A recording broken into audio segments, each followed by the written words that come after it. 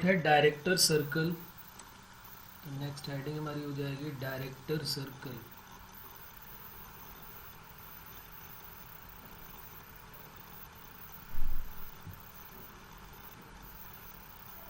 ये जो director circle है, ये जो 4 कोनिक्स है हमारे पास सिलेबस में, सर्कल, पैराबोला, एलिप्स, हाइपरबोला, इन चारों में डायरेक्टर सर्कल मिलने वाला है। सिर्फ सर्कल में ही नहीं मिलेगा, तो कॉन्सेप्ट सभी का सेम होगा। जो अभी मैं सर्कल, डायरेक्टर सर्कल की डेफिनेशन बताऊंगा वो चारों में सेम रहने वाली है, और ये चारों में अलग अलग मिलेगा, और चारों में इक्वेशन अलग अलग होगी, और इम्पॉर्टेंट है जेई के पॉइंट ऑफ व्यू से। तो सबसे पहले समझते हैं कि डायरेक्टर सर्कल क्या होता है, फिर इसकी डेफिनेशन लिख लेते हैं, और फिर इसका डेरिवेशन है वो करता है। तो क्वेश्चन बहुत इजी होता है, तो लिख लेते हैं नेक्स्ट हेडिंग डायरेक्टर सर्कल। और डायरेक्टर सर्कल होता क्या है वो समझते हैं। किसी एक सर्कल पे एक्सटीरियर पॉइंट से अगर हम दो टेंजेंट ड्रॉ करते हैं, जैसे हम सपोज करिए ये एक सर्कल है हमारे पास, और इस सर्कल से हमने जो है टेंजेंट ड्रॉ की, एक्सटीरियर पॉइंट से हमने टेंजेंट ड्रॉ कर लिया, और इस टेंजेंट, एक्सटीरियर पॉइंट से जो हमने टेंजेंट ड्रॉ की है, उन टेंजेंट के मिड का एंगल अगर 90 डिग्री है,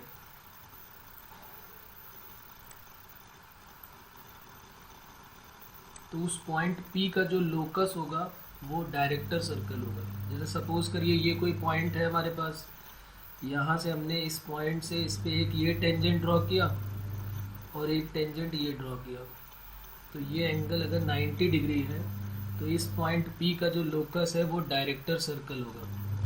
अब क्या ये पॉइंट क्या यहीं पर होगा? पॉइंट हो सकता है यहाँ पर भी हो, तो यहाँ से भी हमने टेंजेंट ड्रॉ किया, ये टेंजेंट यहाँ पर ड्रॉ किया और एक टेंजेंट ये ड्रॉ किया, और इन दोनों के बीच का जो एंगल है वो 90 डिग्री है। फिर सपोज करिए यहाँ पर कोई पॉइंट ले लिया, यहाँ से टेंजेंट ड्रॉ किया, यहाँ से टेंजेंट ड्रॉ किया, और इन दोनों के मिड का एंगल 90 डिग्री। तो ये जो पॉइंट P रोटेट कर रहा है ना, यहाँ आया फिर यहाँ आया, फिर एक हो सकता है यहाँ पर आ जाए फिर पॉइंट P। ये पॉइंट सपोज करिए यहाँ पर आ गया, ये पॉइंट P जो है यहाँ पर आ गया, इस पे भी एंगल कितना हो गया 90 डिग्री। तो ये जो पॉइंट P का लोकस है, ये जो है हमेशा क्या बनाता है, एक सर्कल बनाता है, और उस सर्कल को हम क्या बोलते हैं, डायरेक्टर सर्कल। इस पॉइंट P को हम ज्वाइन कर देते हैं, और इस पॉइंट से जो सर्कल फॉर्म होता है उसको हम क्या बोल देते हैं, डायरेक्टर सर्कल।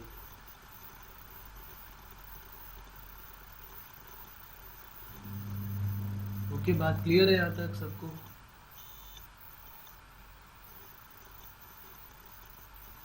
इस सर्कल को हम क्या बोल देते हैं, ये जो सर्कल बना है इसी को हम क्या बोलते हैं, director circle.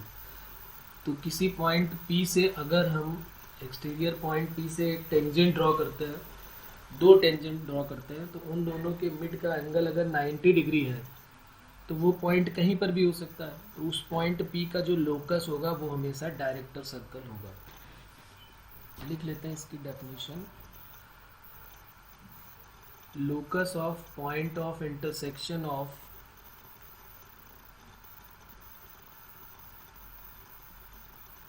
locus of point of intersection locus of point of intersection of two mutually perpendicular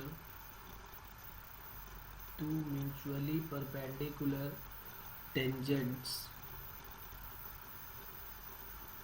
drawn to a given circle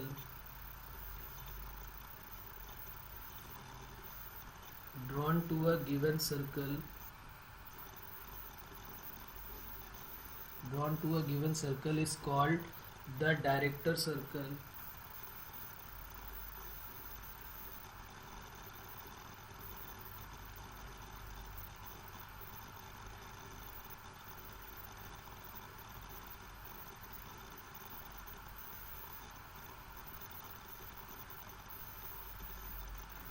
Director circle of the given circle.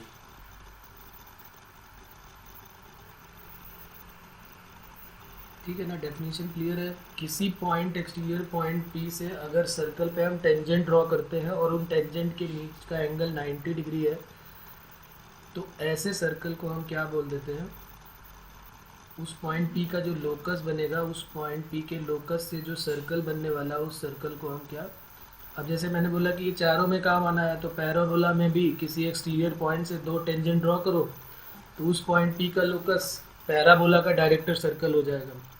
Ellipse में भी किसी एक्सटीरियर पॉइंट से दो टेंजेंट ड्रॉ करेंगे और अगर angle 90 degree मिला तो उस पॉइंट पी का लोकस डायरेक्टर सर्कल हो जाएगा इलिप्स का। इसी तरह हाइपरबोला का हो जाएगा। तो चारों में ये हम पढ़ेंगे। कई सारे पॉइंट ऐसे हैं कोनिक सेक्शन में जो चारों में पैरेलल मिलने वाले हैं। तो अगर हमारे पास इक्वेशन ऑफ सर्कल गिवन है, लिख लेते हैं, let the equation of circle be, let the equation of circle be x square plus y square equal to a square, then equation of director circle be, then equation of director circle, अगर circle की equation x square plus Y square equal to A square है तो director circle की equation x square plus Y square equal to 2a square होगी। अगर circle की equation x square plus Y square equal to A square ये given होगी तो उसके डायरेक्टर सर्कल की इक्वेशन क्या हो जाएगी, X square plus Y square equal to 2a square. बस हमें रेडियस का स्क्वायर का डबल कर देना है। हाँ, ये जरूर ध्यान रखेंगे कि सर्कल का जो सेंटर है वो 0 0 है। दूसरे के लिए फिर दूसरे तरीके हो जाएंगे। जैसे सपोज करिए एक बार क्वेश्चन है, अभी मैं इसका प्रूफ बताऊंगा कि ये कैसे यहाँ से यहाँ तक आया है डायरेक्टर सर्कल। बहुत इजी सा प्रूफ है। चलिए पहले प्रूफ ही लिख लेता हूँ कि किस टाइप से ये बना होगा।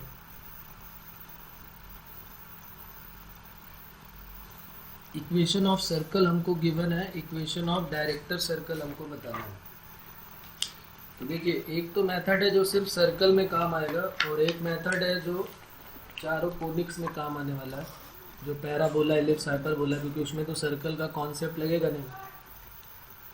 तो फिर हम क्या करेंगे, देखते हैं, पहले सर्कल के मेथड से करते हैं। एक सर्कल हमको गिवन है, ये हमने एक सर्कल एज्यूम कर लिया।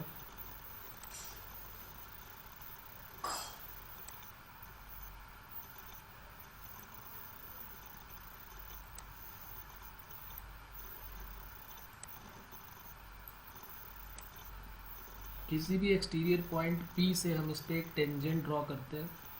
एक यहाँ से P से हमने ये टेंजेंट ड्रॉ कर दिया और एक पॉइंट P से यहाँ पर टेंजेंट ड्रॉ कर दिया। ये दोनों टेंजेंट है यहाँ पर। इसका नाम रख लेते हैं, ये P है, ये Q है, ये R है और यहाँ पर एक पॉइंट S ले लिया। अब जरा आपको ये सोच के बताना है, ये देखिए, ये एंगल तो 90 डिग्री हो गया और एक्सटीरियर पॉइंट से दो टेंजेंट इक्वल इन लेंथ होती है। ये S से हमने इसको ज्वाइन करा दिया तो ये एंगल भी कितना हो गया, 90 डिग्री, और ये एंगल भी हो गया 90 डिग्री। और अगर तीन 90 हो गए तो ये ऑटोमेटिकली 90 हो जाएगा। ये क्यों 90 हो गया, क्योंकि टेंजेंट और रेडियस के मिड का एंगल 90 होता है। आर क्यों 90 हो गया, क्योंकि टेंजेंट और रेडियस के मिड का एंगल 90 होता है। और ये 90 हमको गिवन रहेगा पॉइंट P पे जो 90 है, क्योंकि वही लोकस हो जाएगा। लोकस में अगर हम निकालने वाले हैं तो हमें ये एंगल तो 90 लेना है ना, टेंजेंट के मिड का एंगल, तो इसलिए एंगल RSQ भी 90 डिग्री हो गया। ये चारों एंगल 90 हो गए और ये साइड इसकी इक्वल हो गई, ये साइड इसकी इक्वल हो गई। अगर मैं इसको यहाँ से ज्वाइन कर दूँ, ये यहाँ पर जो पॉइंट है इससे यहाँ पर ज्वाइन कर देता हूँ। अच्छा, ये PQRS जो बना है ये क्या बनेगा, कौन बताएगा ये PQRS क्या है? कौन सा क्वाड्रिलेटरल बनने वाला है ये PQRS?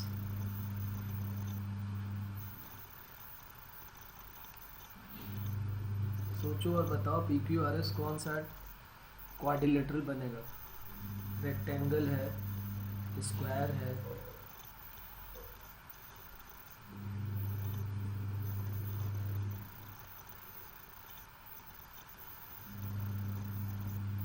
क्या बनेगा रेक्टेंगल या स्क्वायर में? कुछ है आइडिया क्या बनने वाला है?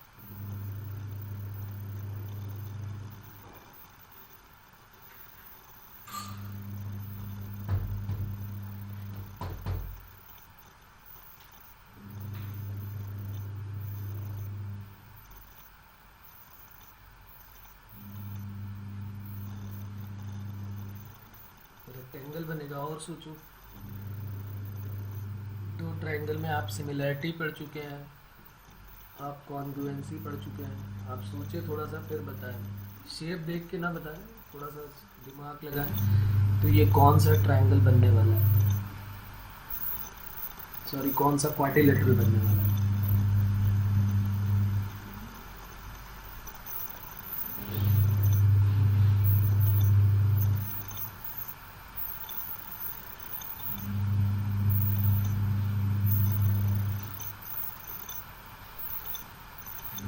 नहीं समझ में आया? बताऊं फिर मैं उसको। ये सर्कल का जो इक्वेशन हमने लिया है वो है X square plus Y square equal to A square, यानी ये लेंथ ए हो गई और ये भी लेंथ ए हो गई। इन दोनों ट्रायंगल में आप देखें जरा, इन दोनों ट्रायंगल में एक पी क्यू और एस है और एक पी आर क्यू है। इन दोनों ट्रायंगल में आप देखें कि क्या कौन से ट्रायंगल बन रहा है। क्या एस क्यू और पी क्यू भी आपस में इक्वल है क्या? जरा चेक करें आप और फिर बताएं।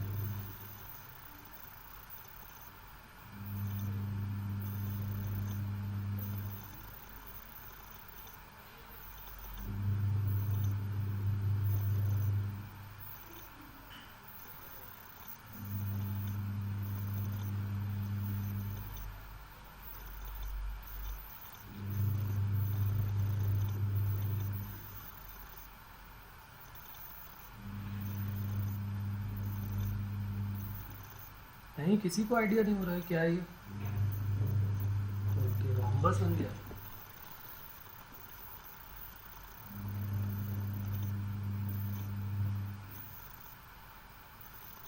रोम्बस की चारों साइड्स इक्वल हो गई और इसमें तो चारों एंगल भी 90-90 गिवन है।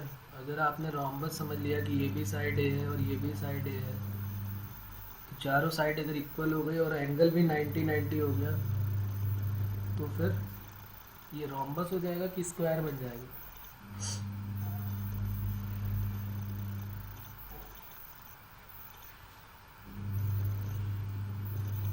हाँ, तो ये पी क्यू आर एस जो है वो एक स्क्वायर है। इतना बड़ा टफ टास्क नहीं है ये। P Q R S is square, और अगर ये स्क्वायर है तो ये एंगल कितना हो जाएगा?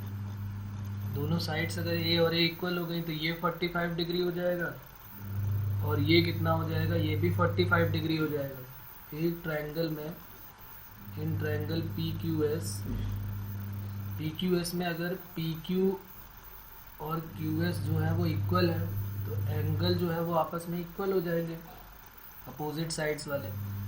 तो ये हो जाएगा Q P S equal to angle Q S P equal to 45 degree. और अगर ये 45 हो गया तो देखो, अगर ये 45 हो गया तो कैसे निकालेंगे? हमें क्या चाहिए? ये पी एस की लेंथ फाइंड आउट करनी है। पी एस की लेंथ वैसे डायरेक्ट भी आ सकती है बगैर एंगल निकाले भी। क्या करना पड़ेगा हमको? हमें तो भाई इस पी एस की लेंथ चाहिए, क्योंकि ये सर्कल की रेडियस बन जाती है ना। इससे एक सर्कल बनेगा इस टाइप से सारे पॉइंट पर, तो इस पॉइंट का ये जो है लोकस हो जाएगा। तो पी एस की लेंथ चाहिए हमको। तो यहाँ पर तो सीधे पाइथागोरस थ्योरम यूज़ कर सकते हैं। यूजिंग पाइथागोरस थ्योरम, हाँ, तो ये ए और ए है तो ये √2a हो जाएगा। बिल्कुल सही है। तो P Q square plus S Q square, तो ए square plus a square 2a square. और पी एस जो है वो डायरेक्टर सर्कल की रेडियस है। तो रेडियस ऑफ डायरेक्टर सर्कल क्या हो जाएगा? Radius of director circle √2a, क्योंकि 2a square equal to P S है। तो पी एस स्क्वायर है तो पी एस की वैल्यू अंडर रूट 2a हो जाएगा। और इक्वेशन ऑफ डायरेक्टर सर्कल क्या होगा, सेंटर तो अभी भी 0 0 है, तो इक्वेशन ऑफ डायरेक्टर सर्कल क्या हो जाएगा, equation of director circle x square plus Y square equal to radius का स्क्वायर, और रेडियस ऑफ डायरेक्टर सर्कल का स्क्वायर, और radius of director circle root 2a है तो रूट 2a का स्क्वायर, तो रूट 2a का स्क्वायर 2a स्क्वायर। तो हमारी कंडीशन बन गई X square plus Y square equal to 2a square. ये इक्वेशन ऑफ डायरेक्टर सर्कल हो गया।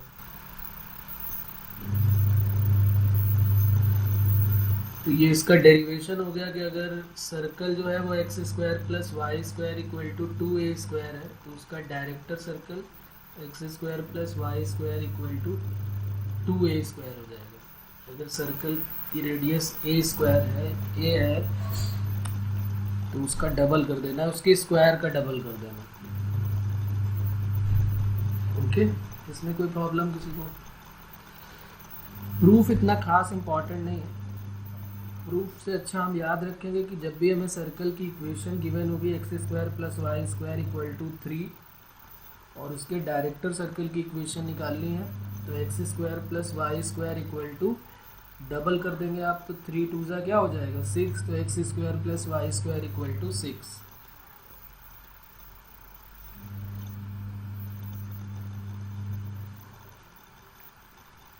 एक बार जेई में क्वेश्चन इसका इस टाइप से पूछा गया था। क्वेश्चन में दिया हुआ था equation of circle be X square plus Y square equal to 25 and its director circle equation and its equation of director circle be X square plus Y square equal to 50, then find angle between two tangent। तो क्या हो जाएगा angle between two tangent?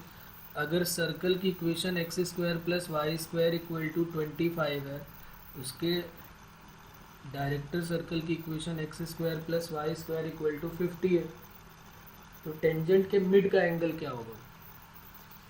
तो अभी तो हमने ये concept ही पढ़ा कि अगर X square plus Y square equal to A square हो और उसका director circle x square plus Y square equal to 2a square हो तो एंगल बिटवीन टेंजेंट्स 90 बिल्कुल सही है, तो 90 डिग्री आंसर हो जाएगा। तो आंसर हो जाएगा इसका 90 डिग्री। ओके, हाँ बिल्कुल सही।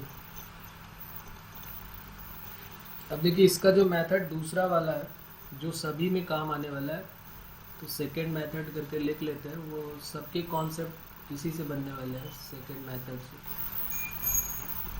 इसमें हम क्या करेंगे,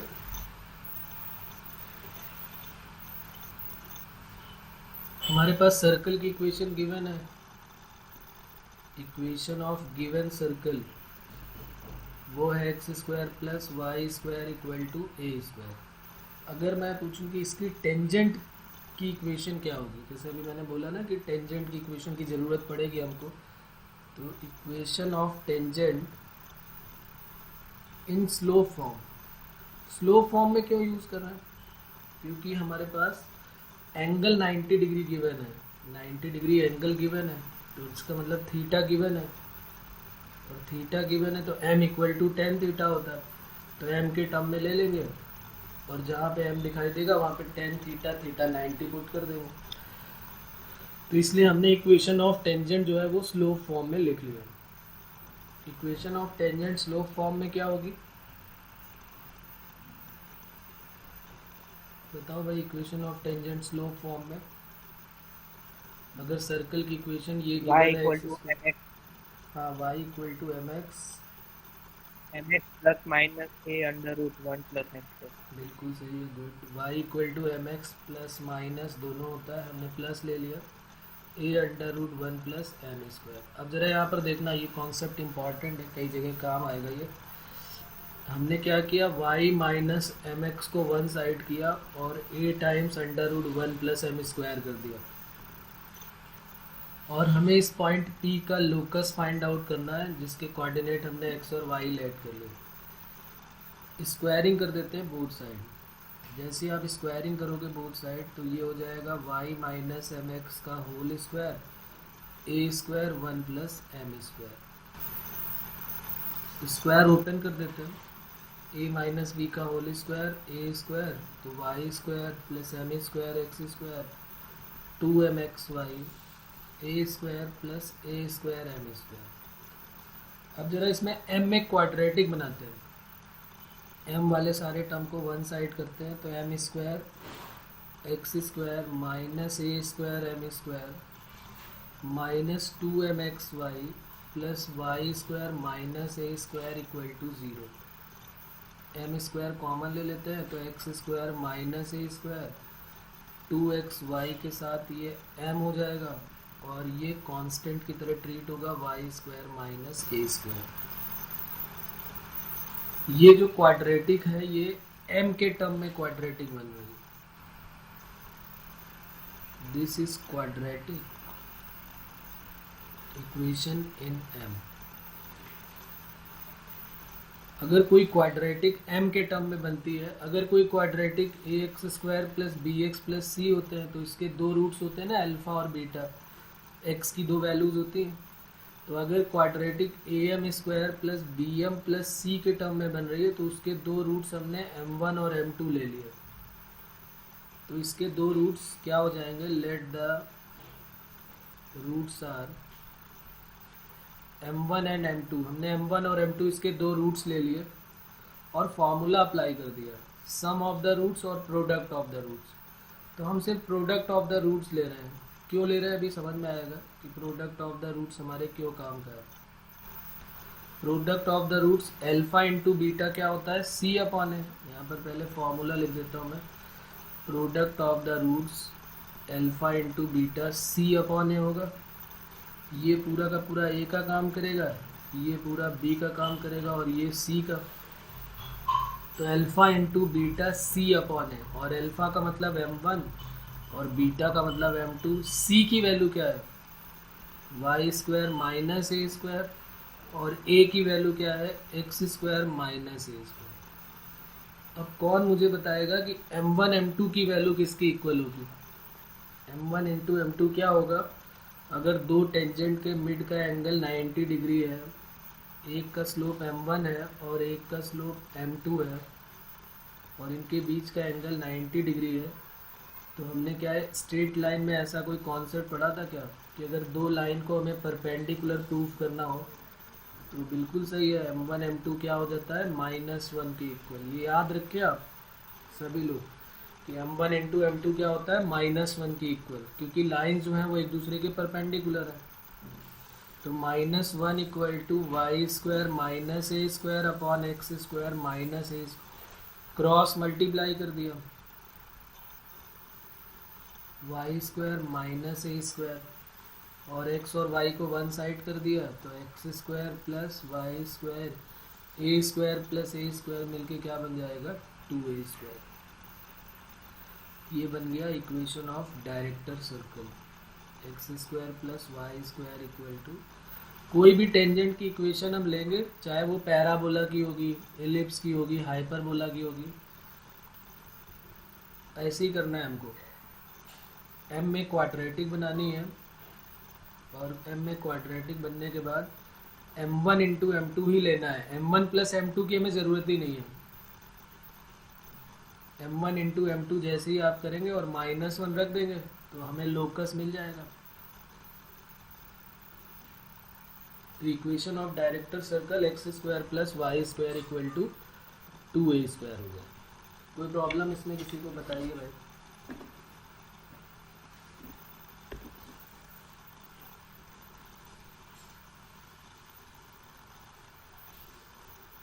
तो ये दो मेथड हो गया। पहला मेथड ज़्यादा इजी है लेकिन वो सिर्फ सर्कल में काम आने वाला है। ये जो मेथड है सेकंड मेथड, ये सभी में काम आएगा, चाहे वो पैराबोला हो, एलिप्स हो, हाइपरबोला हो, ये सब के लिए जनरल मेथड है। सबकी हम इक्वेशन ऑफ टेंजेंट लेंगे और स्क्वायरिंग करके m में क्वाड्रेटिक बना देंगे और m1 इंटू m2 की वैल्यू -1 के इक्वल पुट कर देंगे।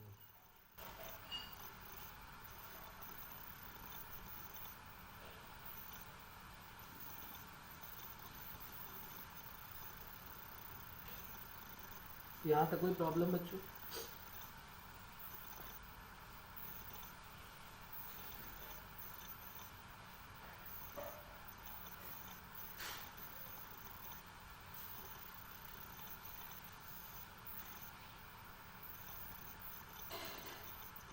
तो ये तो हो गया equation of director circle.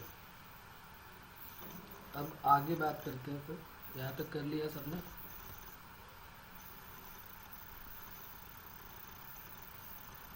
Equation of chord. Chord की इक्वेशन के बारे में बात करेंगे कि इक्वेशन ऑफ कॉर्ड कैसे फाइंड आउट करते हैं। और ये भी जो है कोनिक्स में सब में काम आएगा। सबके लिए अलग अलग इक्वेशन बनेंगी क्योंकि हमने सबके पैरामेट्रिक फॉर्म एक साथ लिखे हुए थे। तो वही है ये इक्वेशन ऑफ कॉर्ड।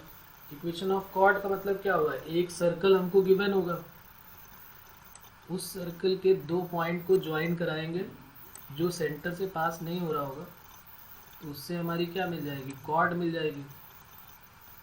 और उसी कॉर्ड की इक्वेशन हमको फाइंड आउट करनी है।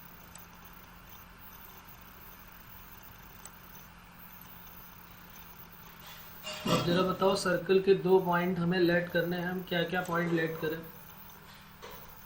ये हमने फर्स्ट डे की क्लास में सीखा था कि अगर कोई 2 पॉइंट हमको सर्कल पे लेट करने हैं, अगर हमें इक्वेशन ऑफ सर्कल गिवन है x² + y² = a², देन अगर कोई पॉइंट हमें सर्कल पे लेट करना है, कहीं पर भी हो सकता है वो पॉइंट, बस सेंटर से पास ना हो।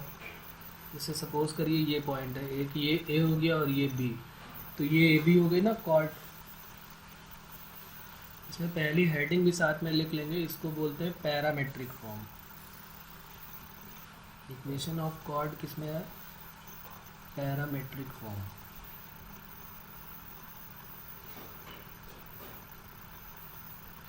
पैरामेट्रिक कोऑर्डिनेट क्या होते हैं सर्कल के? जिसके सेंटर अगर हमारे पास 0 0 है, देखिए आप पैरामेट्रिक फॉर्म सर्कल के, इसका सेंटर 0 0 है। पैरामेट्रिक कोऑर्डिनेट चारों में काम आने वाले थे, मैंने चारों के एक साथ लिखे हुए थे। सर्कल के होते हैं a cos theta, a sin theta.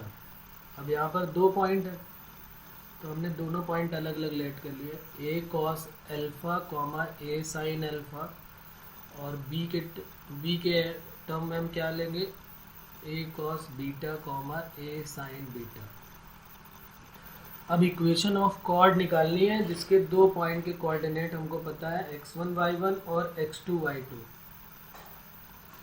कौन सा फॉर्मूला लगा दिया जाए यहाँ पर? अगर हमें 2 पॉइंट पता है और हमें equation of A B find out करना है, इसमें ए के कोऑर्डिनेट भी पता है और बी के कोऑर्डिनेट भी पता है, तो 2 पॉइंट फॉर्म हमने फार्मूला पढ़ा था, 2 पॉइंट फॉर्म स्ट्रेट लाइन में।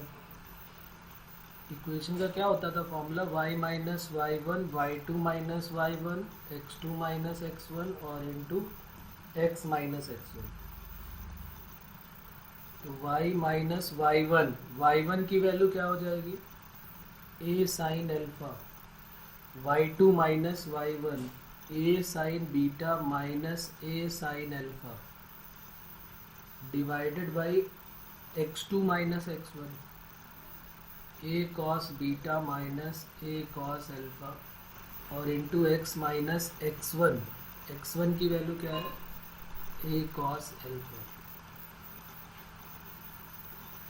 वैसे पैरामेट्रिक फॉर्म क्या आने वाली है वो मैं यहाँ पे लिख देता हूँ। जो पैरामेट्रिक फॉर्म आपने लिखा है इसका फार्मूला क्या होता है, अगर आप चाहे तो डायरेक्ट याद रख सकते हैं, तो ये इतना बड़ा काम नहीं करना पड़ेगा आपको।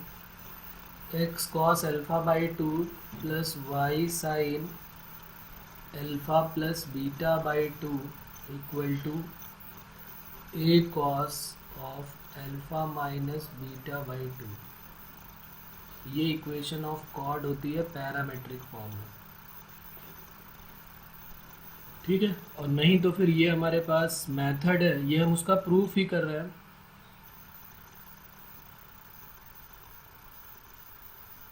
और बस यहाँ पर 2 पॉइंट फॉर्म जैसे ही आपने अप्लाई किया है, ए से ए तो कट हो जाएगा, ये ऊपर नीचे कॉमन लेके कट हो जाएगा। नीचे sine C minus sine D और cos C minus cos D apply कर दीजिए, ट्रिग्नोमेट्री का यूज हो जाएगा। Sine C minus sine D और cos C minus cos D, दोनों फॉर्मूले हमें यहाँ पर यूज करना पड़ेंगे।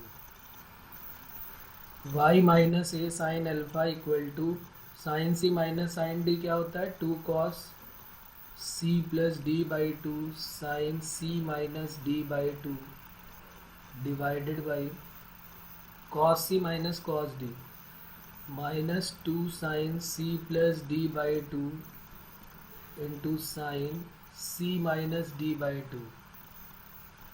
और अगर d माइनस सी करना है तो माइनस हट जाता है। ये दोनों फार्मूले हमने ट्रिग्नोमेट्री में पढ़े हुए। वैसे तो formula cos C minus cos D दो होते हैं ना, 2 sine C plus D by 2 sine D minus C by 2। और यह माइनस पहले ही ले लो क्योंकि हमें बीटा माइनस अल्फा तो दिख ही रहा कि कट हो जाएगा, तो हमने सीधे सीधे कर लिया। क्रॉस मल्टीप्लाई कर देते हैं, y इंटू कितना हो जाएगा, माइनस का y into sine alpha plus beta by 2 और plus of a sine alpha sine beta plus alpha by 2 equal to क्या हो जाएगा, x cos alpha plus beta by 2 minus of a cos alpha plus beta by 2। x और y को one side कर लेते हैं, तो पहले x को लिखते हैं, तो x cos alpha plus beta by 2 minus को उधर शिफ्ट किया तो plus y sign alpha plus beta by 2। और इन दोनों पार्ट में ये वाला पार्ट जो है और ये पार्ट है उसमें से ये कॉमन है, ये कॉमन ले लेंगे तो क्या बन जाएगा, cos alpha plus beta minus बल्कि प्लस हो जाएगा साइन अल्फा प्लस बीटा। भाई x के साथ y को किया और माइनस वाले को उधर फिर शिफ्ट कर दिया। अब यहाँ पर एक फॉर्मूला फिर बन रहा है, अगर आप थोड़ा सा ध्यान देंगे तो देखिए cos a cos b sine a sine b, cos a cos b plus sine a sine b क्या होता है, cos of a minus b, तो alpha minus of alpha plus beta by 2। A और कॉस ऑफ यहाँ पर 2 LCM ले लेते हैं, तो 2 अल्फा माइनस बीटा, तो ये बन गया a cos 2 alpha minus beta by 2। यही हमें प्रूफ करके लाना था, x cos alpha plus beta by 2 plus y sine alpha plus beta by 2 equal to a cos alpha minus beta by 2। एक बार आप इसको देख लें अच्छे से और फिर बताएं कहाँ पर डाउट है। सिंपल ट्रिग्नोमेट्री का यूज़ किया गया है।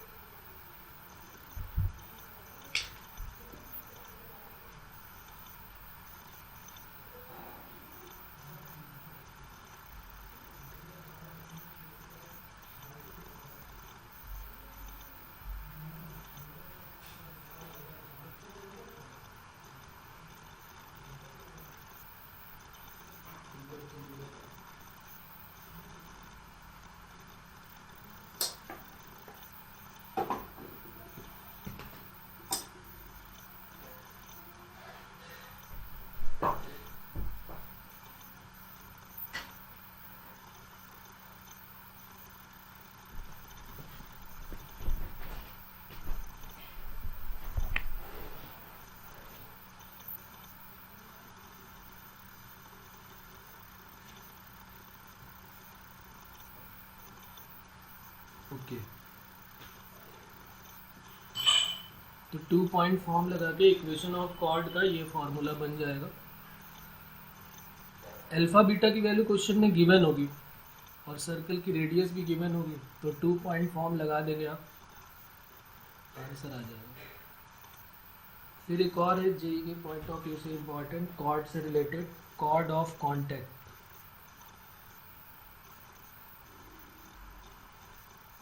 तो नेक्स्ट हेडिंग हमारी हो जाएगी कॉर्ड ऑफ कॉन्टैक्ट।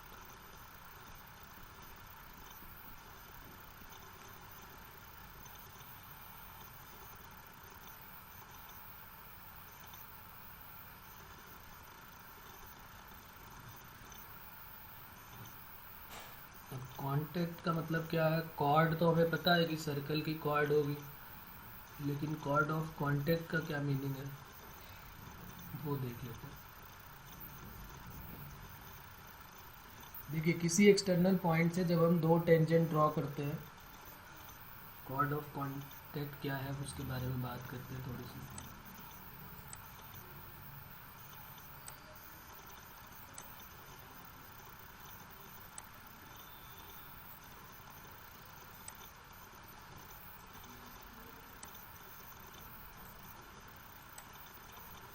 अगर किसी एक्सटीरियर पॉइंट से, जैसे सपोज करिए ये कोई एक्सटीरियर पॉइंट है, इस पे हमने एक टेंजेंट ये ड्रॉ किया और ये कोई पॉइंट पी था, और एक एक्सटीरियर पॉइंट से ये टेंजेंट ड्रॉ किया, दो टेंजेंट ड्रॉ किया। अब अगर 90 डिग्री होता था तो इसका लोकस जो होता था वो डायरेक्टर सर्कल हो जाता था, लेकिन यहाँ पर 90 नहीं गिवन है। ये कांटेक्ट, इसका एक पॉइंट ऑफ कांटेक्ट ये हो जाएगा, इसके कोऑर्डिनेट हमने लेट कर लिए एक्स डैश वाई डैश, और इस पॉइंट का नाम रख लिया क्यू, और एक पॉइंट आर है x double dash y double dash, और ये पी पॉइंट हमको गिवन होगा x1 y1। तो equation of chord of contact क्या होगी? किसी एक्सटीरियर पॉइंट से अगर हम दो टेंजेंट ड्रॉ करते हैं तो दो पॉइंट पे ज्वाइन होंगे, क्यू पर और आर पर। इस क्यू आर को हम क्या बोलेंगे? अगर हमने क्यू आर को ज्वाइन करा दिया तो ये सर्कल की क्या है? कॉर्ड है, और ये कांटेक्ट पे कॉर्ड बन रही है, तो इसलिए हम इसको क्या बोलते हैं? इसको हम बोलते हैं equation of chord of contact, यानी क्यू आर जो है वो क्या है? Cord of contact. कॉर्ड तो है सर्कल की, लेकिन कांटेक्ट पे बन रही है, तो इसलिए जो क्यू आर बन रहा है वो है कॉर्ड ऑफ कॉन्टैक्ट। ठीक है ना, इसको लिख लेते हैं। बात समझ में आ गई होगी आपको भी कॉर्ड ऑफ कॉन्टैक्ट क्या है। किसी एक्सटीरियर पॉइंट से दो टेंजेंट ड्रॉ करते हैं, सर्कल पे दो पॉइंट पे टच करेगा, उन पॉइंट को जब आप ज्वाइन करेंगे तो वो कॉर्ड ऑफ कॉन्टैक्ट हो जाती है। और इसकी इक्वेशन भी बहुत इजी होती है। इसकी equation same as equation of tangent in point form. अभी लिख लेंगे इसको, पहले कॉर्ड ऑफ कॉन्टैक्ट के बारे में लिख लेते हैं। From an external point,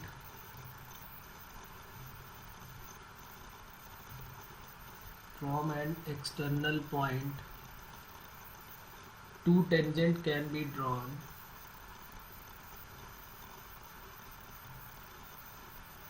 Two tangent can be drawn to a given circle. The chord joining the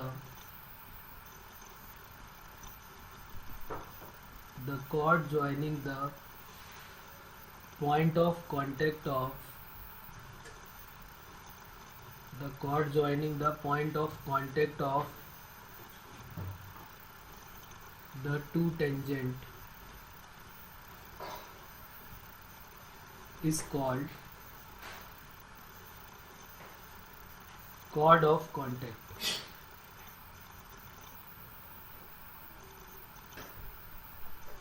Chord of contact of tangent. ठीक है, तो ये इसका डेफिनेशन मैंने लिख दिया, इसकी डेफिनेशन है ये। हमें क्या ध्यान रखना है, किसी एक्सटीरियर पॉइंट से दो टेंजेंट ड्रॉ करते हैं, जिन दो पॉइंट पे टच कर रहा है टेंजेंट सर्कल को, उनको ज्वाइन कराने से एक लाइन मिलेगी। उस लाइन को कॉर्ड बोलेंगे, लेकिन एक नया नाम हो जाएगा कॉर्ड ऑफ कांटेक्ट, क्योंकि कांटेक्ट पॉइंट को हमने ज्वाइन कराया। और इसकी खासियत क्या है? हाँ जी बोलिए सर। वो लाइन डायमीटर भी हो सकती है ना? जी हाँ, बिल्कुल। मैक्सिमम लेंथ जो होगी वो डायमीटर हो जाएगी। जब इसकी मैक्सिमम लेंथ हो जाएगी, पूछी जाएगी, तो वो डायमीटर हो जाएगी। Equation of chord of contact, equation of chord of contact is same as equation of tangent in point form. Point form में जो इक्वेशन ऑफ टेंजेंट होती है वही equation of chord of contact भी हो जाएगी। इक्वेशन ऑफ टेंजेंट सर्कल की क्या होती है पॉइंट फॉर्म में? Equation of tangent of circle x square plus Y square equal to A square is x one plus y one equal to A square. ये आपकी कॉपी में पहले लिखा होगा। किसी एक्सटीरियर पॉइंट से ये टेंजेंट, सपोज यहाँ पर पी पॉइंट x1 y1 होता था, और ये टेंजेंट की इक्वेशन का फॉर्मूला होता था। ये हमने डिराइव भी किया था, आपको याद होगा। यही जो इक्वेशन ऑफ टेंजेंट है पॉइंट फॉर्म में, यही सेम हो जाएगी equation of chord of contact point form में। देन इक्वेशन ऑफ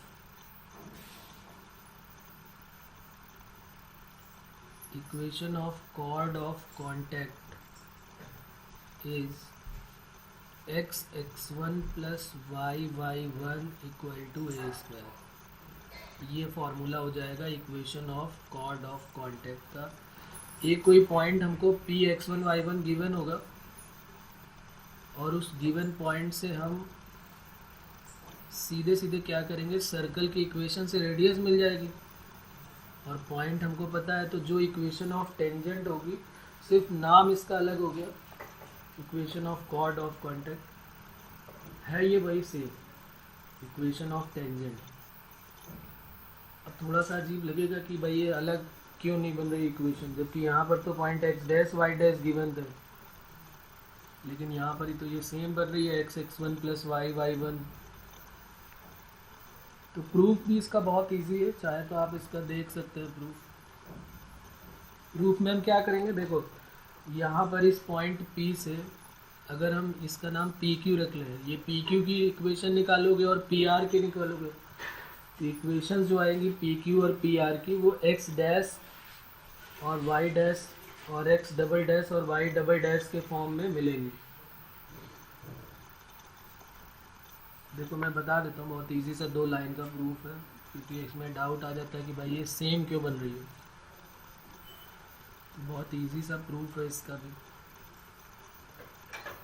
देखो इक्वेशन ऑफ, अगर हम PQ निकालें, इक्वेशन ऑफ PQ, पॉइंट हमारे पास x डैश y डैश गिवन है, ये पॉइंट P, तो इक्वेशन ऑफ PQ क्या हो जाएगा, x1 होता है, तो x dash plus y dash equal to A square, एक इक्वेशन ये मिलने वाली है। फिर PQ के साथ अगर इक्वेशन ऑफ PR निकालोगे आप, तो इक्वेशन ऑफ PR और R के coordinate x double dash y double dash है, ये Q के कोऑर्डिनेट है और ये R के, P के नहीं। देखो ना यहाँ पे Q के x डैश y डैश और R के x double dash y double dash, तो ये मैंने दोनों के इक्वेशंस निकाल लिए। इसका क्या हो जाएगा, x डैश तो double dash y double dash equal to A square. अच्छा, दोनों ये जो टेंजेंट है ये कहाँ से पास कर रही है, ये दोनों टेंजेंट कहाँ से पास कर रही हैं? ये दोनों टेंजेंट्स पी क्यू और पी आर जो है वो किस पॉइंट से पास कर रही हैं? तो पॉइंट पी से पास कर रही हैं। तो अगर कोई पॉइंट से पास करता है तो उसको सेटिस्फाई करेगा, तो हमने इसको सेटिस्फाई करा दिया। लिख लेते both tangent passes through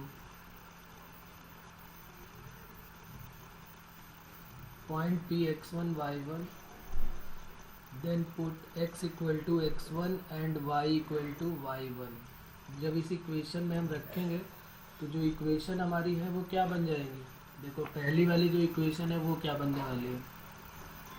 x की जगह रखोगे x1 तो x1 into x dash y1 into y dash equal to A square, और जब दूसरे में पुट करोगे तो उसकी इक्वेशन जो बनेगी वो क्या बनेगी? x1 into x double dash y1 into y double dash equal to A square. ये दो इक्वेशन बनेगी। इन दोनों लाइन की इक्वेशन को देख के क्या आइडिया हो रहा है ये कौन सी लाइन की इक्वेशन बन रही है? ये दोनों लाइन जो है वो एक लाइन किस पे सेटिस्फाई कर रही है? इनका दोनों का फॉर्म कुछ ऐसा नहीं बन रहा है। देखो ध्यान से, x x1, देखो ये x है तो ये x1, y y1 equal to A square. यहाँ देखो तो x x1 y y1 equal to A square. ये दोनों जो है वो एक लाइन x x1 और y y1 equal to A square पे सेटिस्फाई कर रही है। यहाँ लिख लेते हैं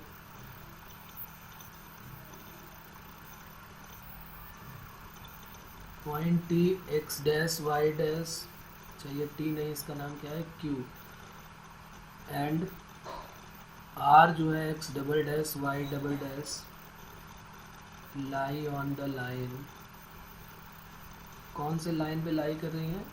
x x1 plus y y1 equal to A square. देखो ना, अगर यहाँ पर तुम x की जगह पे x डैश रखोगे और y की जगह पे y डैश रखोगे तो यही दोनों तो मिलेंगे इक्वेशन 3 और 4। तो इसीलिए यहाँ पर सीधे सीधे कुछ भी हमें ज़्यादा नहीं करना है, हमें सीधे याद रखना है कि equation of chord of contact जो है, equation of chord of contact जो होगी वो सेम एज क्या हो जाएगी? Same as equation of tangent in point form. यानी equation of chord of contact जो है x x1 plus y y1 equal to A square. Equation of chord of contact x x1 plus y y1 equal to A square, ये हमारा derivation हो जाएगा। तो आप इसको एक बार देख लें और फिर बताएं कहाँ पर प्रॉब्लम है। अगर कहीं प्रॉब्लम आ रही है तो बताया तो।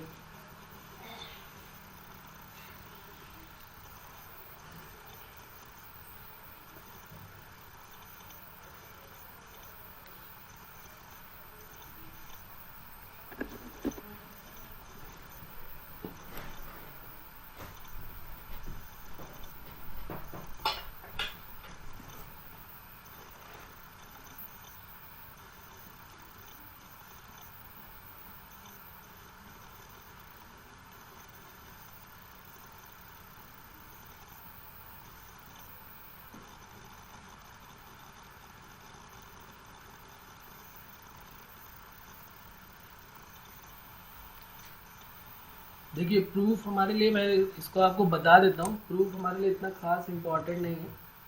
हमें सिर्फ ये याद रखना है कि जब भी कभी equation of chord of contact की बात आएगी तो हम फॉर्मूला जो बताएंगे वो क्या होगा? Same as equation of tangent in point form, x x1 plus y y1 equal to A square.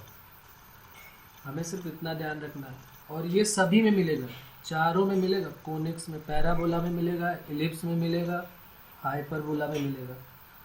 4 बार हम पढ़ने वाले हैं कॉर्ड ऑफ कॉन्टैक्ट के बारे में, तो इसलिए ज़रूर आप ध्यान रखें कि equation of chord of contact same as equation of tangent in point form.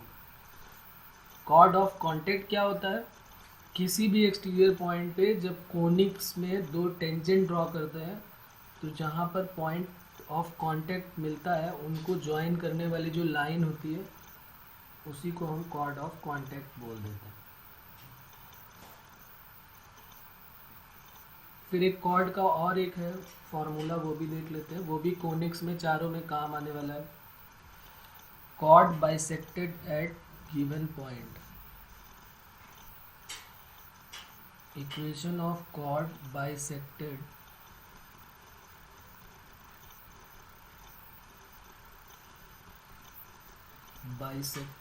at given point।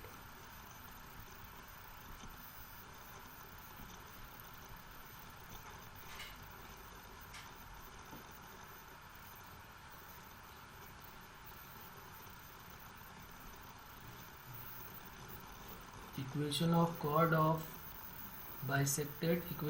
Cord bisected at given point. उस कॉर्ड की इक्वेशन क्या होगी? जो एक पॉइंट हमको गिवन होगा उसका मिड पॉइंट होगा, मिड पॉइंट गिवन होगा।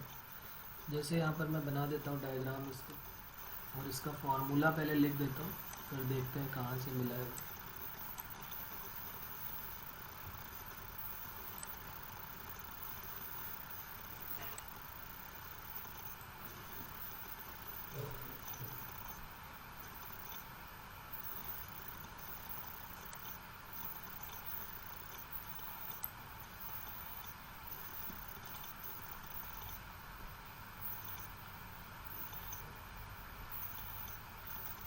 ये हमको एक सर्कल गिवन है, ये कॉर्ड है, इस पॉइंट को ज्वाइन करने वाली लाइन ए बी होगी, इसका मिड पॉइंट हमको गिवन होगा। एक सर्कल गिवन है, उसका सेंटर 0 0 है, और ये मिड पॉइंट सी गिवन है जिसके कोऑर्डिनेट x1 y1 है, और ये सेंटर को हमने ओ नाम दे दिया। लिख लेते हैं equation of chord of circle, और ये सब में काम आने वाला है, कोनिक्स का मतलब चारों में काम आएगा। Equation of chord of circle, और सर्कल की इक्वेशन है x² + y² = a² bisected at the point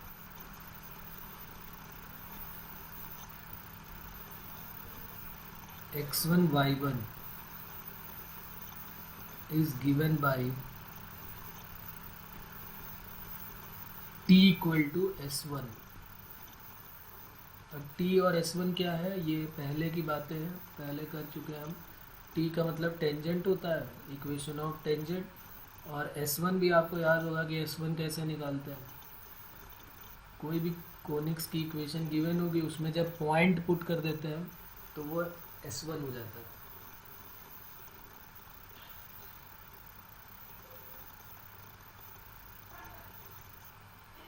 तो ये क्या हो जाएगा? इक्वेशन ऑफ कॉर्ड हो जाएगी, t = s1। s क्या होगा यहाँ पर, और s1 क्या होगा? जो सर्कल की इक्वेशन गिवन होगी उसको s बोल देंगे, और s1 क्या हो जाएगा? ये जो पॉइंट c है ना, जिसके कोऑर्डिनेट x1 y1 है, वो यहाँ पर रख देंगे तो s1 मिल जाएगा, x1² + y1² - a², ये s1 हो जाएगा। और t क्या हो जाएगा? इक्वेशन ऑफ टेंजेंट, अभी जो ऊपर लिखा था हमने, x1 + y1 - a², अभी ऊपर लिखा ना टेंजेंट की इक्वेशन। तो t का मतलब टेंजेंट से है, टेंजेंट की इक्वेशन हमें गिवन होगी, और s1 हमें फाइंड आउट करना होगा। s1 कैसे मिलेगा? जो भी सर्कल गिवन है तो सर्कल को s लेट कर लो, पैराबोला गिवन है तो पैराबोला को s लेट कर लिया, इलिप्स गिवन है तो उसको s लेट, जो ओरिजिनल इक्वेशन है उसको s1 क्या होगा? जो गिवन पॉइंट है, जो मिड पॉइंट है, उस s पे रखने के बाद जो वैल्यू मिलेगी वो s1 हो जाएगी, और t का मतलब टेंजेंट की इक्वेशन। और ये सब में काम आने वाला है, t = s1, चाहे वो पैराबोला हो, इलिप्स हो या हाइपरबोला।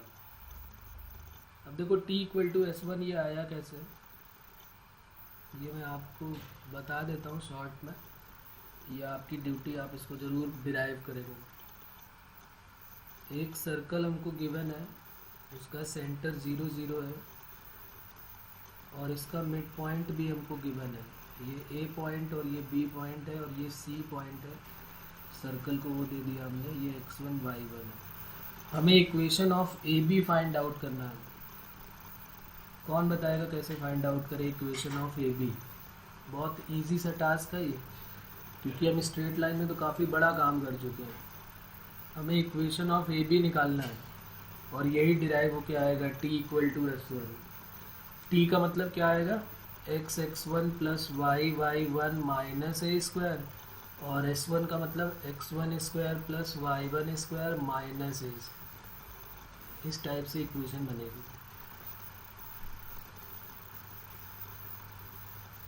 कैसे डिराइव होगा, कोई बताएगा इसके बारे में? ए बी की इक्वेशन चाहिए, 2 पॉइंट सर पहले सर ओसी की इक्वेशन मिल जाएगी, ओसी का उससे उसका स्लोप मिल जाएगा। नहीं नहीं, सीधे स्लोप और ओसी से एबी का सीधे हम ओसी का स्लोप निकाल देंगे 2 पॉइंट फॉर्म से। फिर सर उससे एबी का स्लोप मिल जाएगा और फिर एक पॉइंट भी है एबी से, फिर हो जाएगा स्लोप फॉर्म लगा देंगे, आंसर आ जाएगा। बाकी लोगों को भी क्लियर है? Slope of OC y2 minus y1 upon x2 minus x1, ये हो गया y1 upon x1। Slope of ओसी से हमें स्लोप ऑफ ए बी मिल जाएगा -1 अपॉन स्लोप ऑफ ओसी, तो minus x1 upon y1। A B का हमें इक्वेशन चाहिए और एक पॉइंट से पास करती है वो पता है, तो स्लोप पॉइंट फॉर्म फार्मूला लगा देंगे। स्लोप पॉइंट फॉर्म, स्लोप पता चल गया माइनस का x1 बाई y1, पॉइंट पता चल गया x1 y1, y minus y1 equal to m x minus x1। Multiply कर दीजिए, आंसर आ गया। ज़्यादा बड़ा टास्क नहीं है। y1 minus y1 square x1 plus x1 square, तो यहाँ से हम x1 plus y1 equal to x1 square plus, ये इक्वेशन बननी चाहिए थी, लेकिन अब इसको याद रखना थोड़ा सा अलग काम हो जाता, तो इसलिए इन्होंने क्या किया, बोथ साइड माइनस ए स्क्वायर कर दिया, ताकि ये देखने में जो है ये टेंजेंट बन जाएगा और ये s1 बन जाएगा, तो इसलिए इन्होंने इसको माइनस ए स्क्वायर दोनों साइड माइनस कर दिया और t equal to s1 formula बना दिया।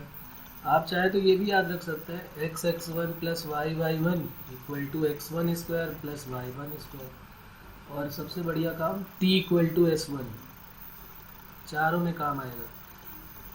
इक्वेशन ऑफ कॉर्ड जिसका मिड पॉइंट गिवन होगा t इक्वल टू s1।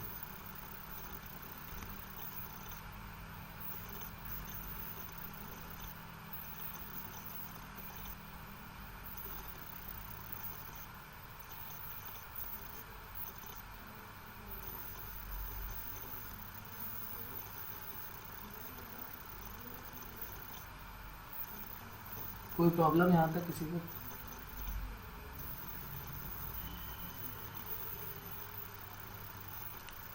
एक लास्ट हेडिंग और लिख लेते हैं, फैमिली ऑफ सर्कल।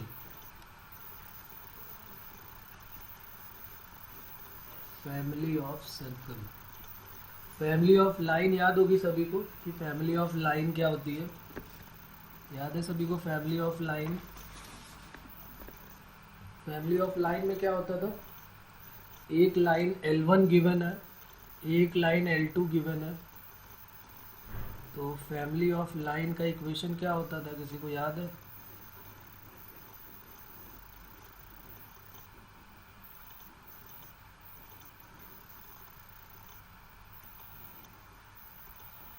इसीलिए मैं कह रहा हूँ स्ट्रेट लाइन का बहुत अच्छे से आप रिवीजन रखें, क्योंकि उसका सारा कॉन्सेप्ट सारे फोनिक्स में मिलने वाला है। हाँ बोलिए sir. p plus lambda q equal to 0। हाँ S1 p एंड q दो लाइन, एक लाइन अगर हमारे पास, यहाँ पर मैं लिख देता हूँ फैमिली ऑफ लाइन, अगर एक लाइन L1 है और एक लाइन L2 है, तो इसके इंटरसेक्शन से पास होने वाली इनफाइनाइट लाइन बन सकती है। एक ये लाइन बन सकती है, एक ये लाइन बन सकती है, एक ये लाइन। इसका जो इक्वेशन होता है वो equation of family of line वो होता है पहली लाइन प्लस लैम्डा टाइम दूसरी लाइन इक्वल टू 0। तो फैमिली ऑफ सर्कल का कॉन्सेप्ट भी कुछ ऐसा ही है। एक सर्कल हमको गिवन होगा, एक दूसरा सर्कल गिवन होगा, उनके इंटरसेक्शन से पास होने वाले इनफाइनाइट सर्कल बन सकते हैं। उन सर्कल्स की इक्वेशन हमको बतानी है। एक सर्कल हमको गिवन होगा, दूसरा सर्कल गिवन होगा, दोनों जहाँ पर कट करेंगे उससे इनफाइनाइट सर्कल बनने वाले हैं और उन सर्कल की हमें इक्वेशन बतानी है।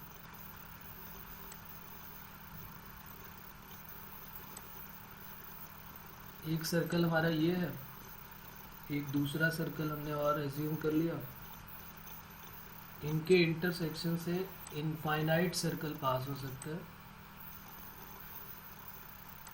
उसकी इक्वेशन बतानी है हमको।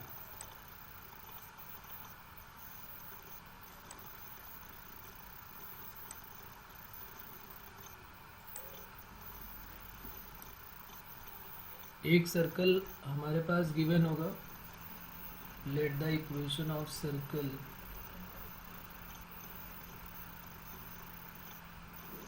एस इक्वल टू हो जाएगा पहला x square plus Y square plus 2g1x 2f1y plus c1 equal to 0, और एस डैश क्या हो जाएगा x square plus Y square plus 2g dash x 2f dash y plus c dash equal to 0।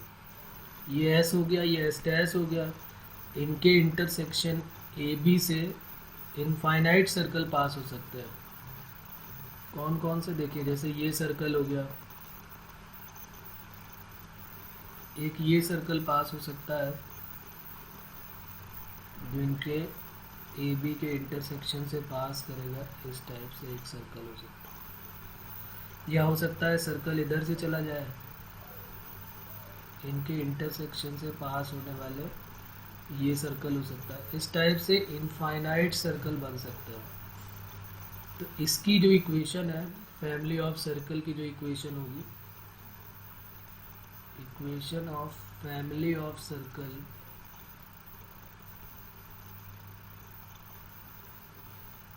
पहला circle plus lambda time दूसरा circle S1 plus lambda time S2 equal to 0।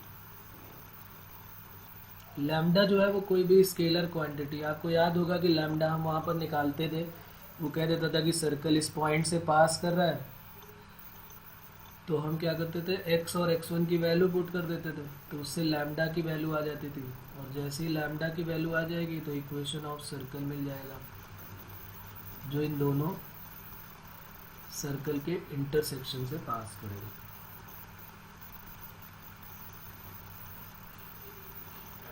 इसमें एक case second भी हो जाता है कि अगर एक सर्कल हमको गिवन हो और एक लाइन हमको गिवन हो, जैसे लाइन हमको गिवन है ax plus b y plus c equal to 0 और एक सर्कल गिवन है s इक्वल टू 0, तो इनके इंटरसेक्शन से पास होने वाले सर्कल की इक्वेशन, तो वो भी इनफाइनाइट सर्कल पास हो सकते हैं। जैसे यहाँ से सर्कल पास हो सकता है ये, या हो सकता है सर्कल ऐसे पास हो रहा हो,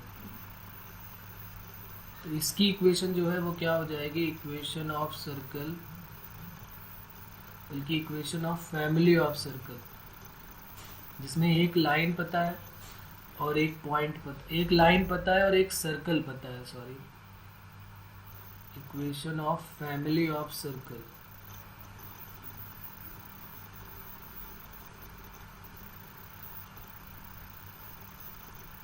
क्या हो जाएगा equation of family of circle,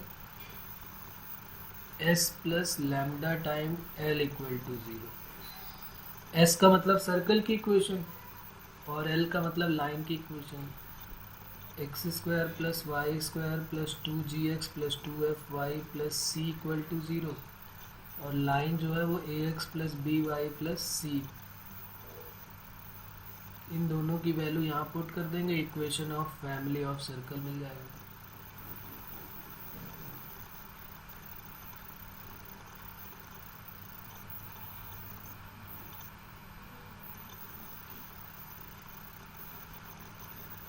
questions इसके बहुत इजी बनने वाले हैं। क्योंकि दो सर्कल की इक्वेशन गिवन होगी, किसी पॉइंट से पास करेगा, लैम्डा की वैल्यू आ जाएगी, और जैसे ही लैम्डा आ जाएगा हम अपने इक्वेशन में पुट कर देंगे, आंसर आ जाएगा हमारा। इसका एक केस और लिख लेते हैं थोड़ा। वैसे तो इसमें हम डायरेक्ट भी कर सकते हैं, लेकिन इसका एक फॉर्मूला होता है, उसको अगर हम ध्यान रखेंगे तो जल्दी आंसर आएगा। Family of circle, family of circle circumscribing, 5 minute और लूँगा मैं। फैमिली ऑफ सर्कल सर्कमस्क्राइबिंग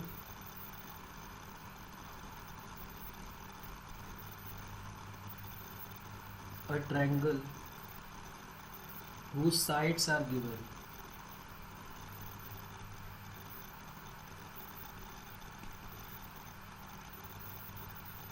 एक ट्रायंगल की साइड्स की इक्वेशन गिवन है, L1 equal to 0, L2 equal to 0 और L3 इक्वल टू 0, और इन तीनों साइड से पास होने वाले सर्कल की इक्वेशन हमको बतानी है। ये एक ट्रायंगल हमको गिवन है ABC, जिसमें एक साइड L1 इक्वल टू 0 है, एक L2 इक्वल टू 0 है और एक L3 इक्वल टू 0। अब हमें equation of family of circle निकालनी है। Equation of family of circle, equation of family of circle, या फिर हम कह सकते हैं सर्कम सर्कल। ये सर्कमस्क्राइबिंग सर्कल जो इन तीनों पॉइंट से पास कर रहा है, उसकी इक्वेशन क्या होगी, बल्कि इसको फैमिली ना बोल के हम इसको सर्कम सर्कल बोल देते हैं। इक्वेशन ऑफ सर्कमस्क्राइबिंग सर्कल क्या बन जाएगा? Equation of circumscribing circle L1 L2 plus lambda time L2 L3 plus lambda की जगह हम म्यू ले लेते हैं, mu times L3 L1 equal to 0। Same उसी टाइप का है, बस यहाँ पे लैम्डा और म्यू दो मिल गए। जैसे मान लीजिए हमारे पास इक्वेशन गिवन है 2x plus 3y plus 4 equal to 0, 3x plus 4y plus 7 equal to 0, और तीसरी लाइन हो सकता है 4x plus 5y plus 6 equal to 0। मे भी हो सकता है कि ये कट ही ना करें, ये तो एक जनरल एग्जांपल है। तो हम क्या करेंगे, इन तीनों लाइंस को यहाँ पुट कर देंगे। जैसे ये L1 हो गई, ये L2 हो गई और ये L3 हो गए, इन तीनों की वैल्यू को यहाँ पुट कर देंगे। अब लैम्डा म्यू कैसे मिलेगा हमको? तो लैम्डा म्यू के लिए सर्कल की कंडीशन लगा देंगे। भाई एक सर्कल ऐसा, एक इक्वेशन मिलेगी हमको जिसमें एक्स स्क्वायर होगा, भाई दो का मल्टीप्लाई होगा तो एक्स स्क्वायर आएगा, वाई स्क्वायर आएगा, एक्स वाई भी आएगा। तो सर्कल को रिप्रेजेंट करने की कंडीशन क्या होती है? आपको याद होगा सर्कल को रिप्रेजेंट करने की कंडीशन, क्योंकि जो सर्कल यहाँ पर बनेगा वो कुछ इस टाइप से बनेगा, a x square plus 2hxy plus b y square plus 2gx plus 2fy plus c equal to 0। ये बनेगा सर्कल। ये सर्कल को रिप्रेजेंट करता है, तो क्या कंडीशन लिखवाई गई है? ए इक्वल टू बी और एच इक्वल टू 0। आप देखेंगे उसमें सर्कल को रिप्रेजेंट करने की ये कंडीशन होती है। तो जो ये इक्वेशन बनेगी उसमें हम क्या करेंगे, उसमें हम ए इक्वल टू बी अप्लाई करेंगे, कोफिशिएंट ऑफ एक्स स्क्वायर को हम कोफिशिएंट ऑफ वाई स्क्वायर के इक्वल करेंगे, ए इक्वल टू बी करेंगे तो वहाँ से लैम्डा और म्यू मिलेगा, और कोफिशिएंट ऑफ एक्स वाई, ये जो एच है यही तो है कोफिशिएंट ऑफ एक्स वाई, इसको 0 करेंगे। Then find lambda and mu, और जैसे ही लैम्डा और म्यू मिल जाएगा, लैम्डा और म्यू की वैल्यू को इस इक्वेशन 1 में पुट कर देंगे, आंसर आ जाएगा। So the value of lambda and mu in equation 1। बात क्लियर है यहाँ तक?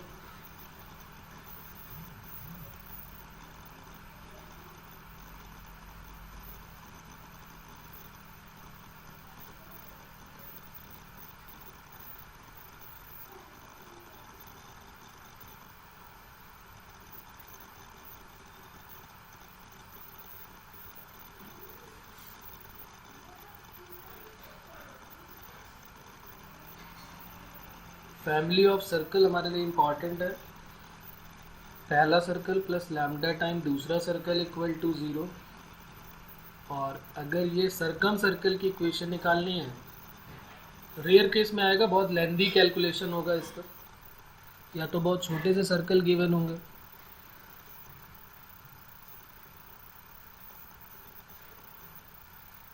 यहाँ से लैम्डा और म्यू की वैल्यू निकालने के बाद लैम्डा और म्यू की वैल्यू कैसे मिलेगी, जब हम a इक्वल टू बी और h इक्वल टू 0 कर देंगे,